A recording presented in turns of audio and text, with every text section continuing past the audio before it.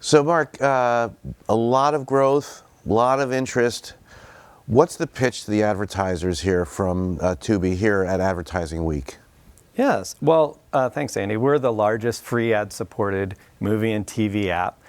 We're largest in the US. We're growing now into Australia. We launched there earlier this month. We're in Canada. We're the largest in a lot of different regards. 20 million monthly active uniques. We've got over 15,000 titles now. We're on over 20 distribution platforms. Today, we've just announced being on Vizio TV sets.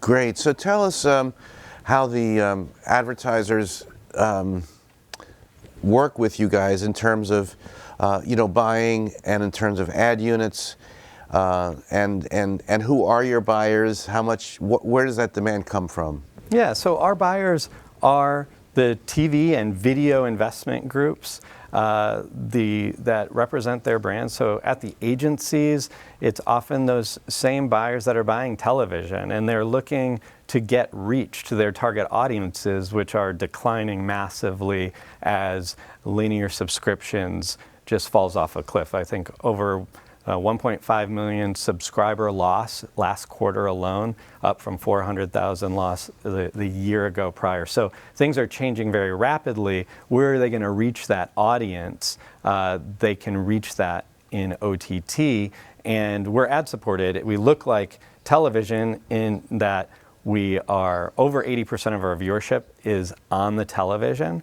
It's on movies and TV shows, so everything's rated for the big screen or TV, so there's no concerns around digital content, brand safety that the likes of some of the social platforms have.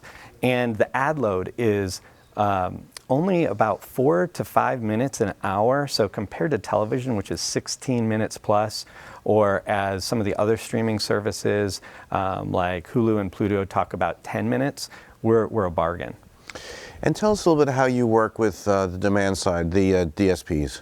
Yeah, so at our core, we've been a technology company from the start. We started as a company called AdRise, which built and maintained the apps for some of the largest media companies. And by doing so, we gave them analytics, content management system, and ad technology. So that's really where we started. And so through that, and that was back starting in 2011, it was 2014 when Tubi was launched. So at our core, we have a lot of assets that can plug into the programmatic ecosystem. And so the DSPs, especially those that are focused on video, we have relationships with. And those help enable our relationships with the agencies and their brands. And Mark, finally I want to ask you about the streaming wars and what's going on with the Peacock and all the rest.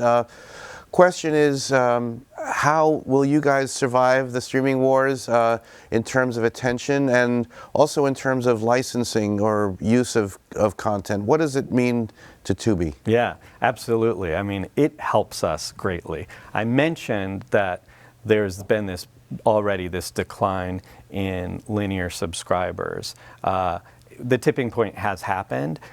All these other subscription VOD entrants further pile on and accelerate that. And what happens when people cut the cord?